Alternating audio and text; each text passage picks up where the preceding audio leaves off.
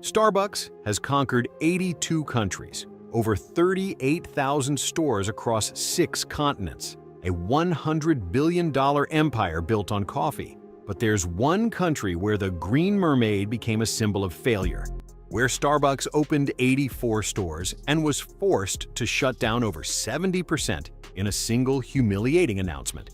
That country is Australia. Starbucks Australia went 23 years without making a single dollar of profit. The survivors didn't win by serving Australians. They survived by serving tourists. This isn't about a company that failed. It's about walking into someone's home and telling them you know better.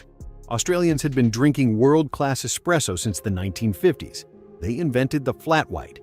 Then Starbucks arrived with something Australians didn't want, at prices they refused to pay. The rejection wasn't just commercial, it was cultural.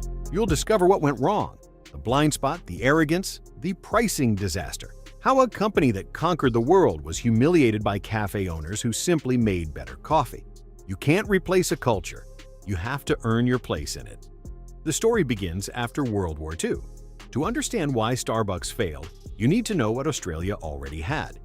After World War II, Italian and Greek immigrants brought obsessive espresso culture to Australian cities. They established family-run cafes where baristas perfected their craft for years. By the 1980s, Australia had one of the most sophisticated coffee cultures on Earth. They invented the flat white. Coffee wasn't a commodity. It was an identity.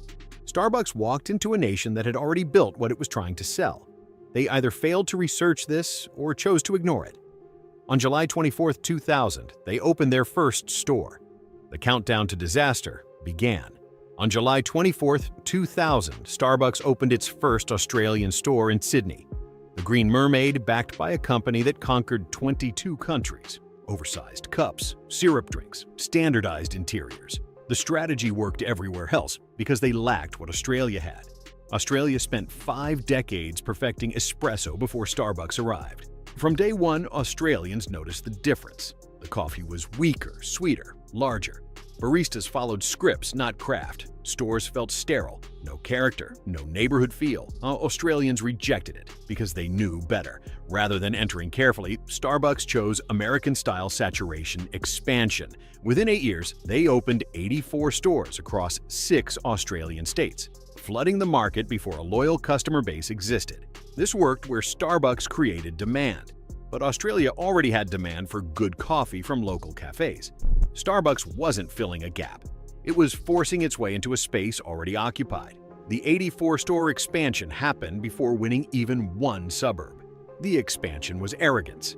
Starbucks' signature offerings were large, sweet, milk-heavy beverages loaded with syrups, whipped cream, and sugar, designed for the American palate without a strong espresso tradition. Australian consumers saw something confusing: a dessert masquerading as coffee. Starbucks was serving milkshakes with caffeine. In a country where a flat white cost $3 to $4, Starbucks charged $7 to $8 for drinks Australians found inferior. The pricing communicated arrogance, not value. Australians stayed at their local cafes. The product gap wasn't subtle.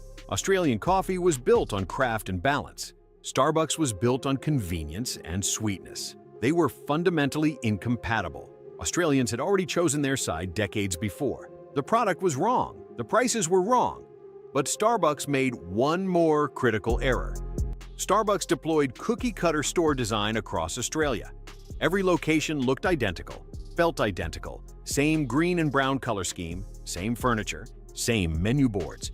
Whether Sydney, Melbourne, or Brisbane, you were standing in the exact same Starbucks. This was the opposite of what Australians loved. Each independent cafe had its own character, its own story, its own regulars. The barista knew your name. The decor reflected the neighborhood. And Starbucks offered corporate efficiency in a market that valued authenticity. Independent cafe owners weaponized this difference. They emphasized their uniqueness, their craft, their community roots, everything Starbucks couldn't offer. Starbucks believed uniformity was a strength.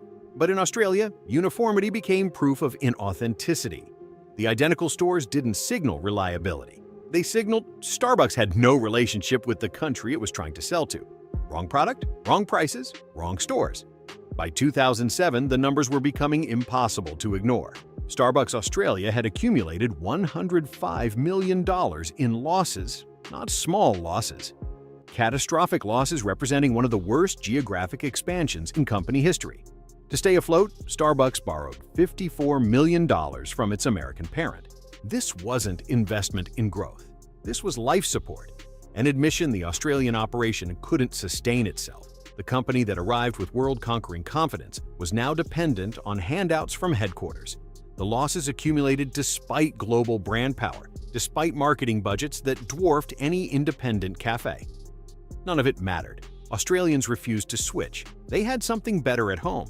In every other market, scale created momentum. In Australia, scale created accelerated bleeding. Every store without demand became another source of rent, wages, and overhead against revenue that never materialized. $105 million in losses was devastating. But the final blow was coming. The 2008 global financial crisis hit every economy on Earth. Consumers tightened spending. In Australia, people faced a simple choice: pay premium prices for expensive, foreign, average coffee or visit their cherished local cafe for something better at half the price. Australians made their decision immediately and unanimously. The crisis didn't cause Starbucks' failure. It accelerated a collapse already inevitable. On July 29, 2008, Starbucks announced the closure of 61 of 87 stores. Over 70% of its entire Australian footprint eliminated in a single announcement. The remaining 24 stores survived only because they were near tourist centers, airports, Sydney Harbour, areas frequented by American and Asian visitors. They're not trying to replace the flat white anymore. They're serving a different occasion entirely, the on-the-go moment independent cafes never prioritized. As of 2025, Starbucks operates across Victoria, New South Wales, and Queensland, a footprint still smaller than in 2008. The expansion is cautious, targeted, and built on lessons learned from 23 years of failure. No more flooding markets, no more assuming brand power will override culture, no more arrogance. The Starbucks entering Western Australia in 2025 is not the Starbucks that arrived in Sydney in 2000. Whether it works remains to be seen, but the arrogance is gone. Starbucks crashed in Australia because it believed brand power could override culture. It believed what worked in America and Asia would automatically work in a nation that spent 50 years perfecting espresso before Starbucks existed. It believed it could flood a market with stores, charge premium prices for inferior coffee, and watch Australians adapt. It was wrong about everything. The lesson wasn't about product. It was about respect.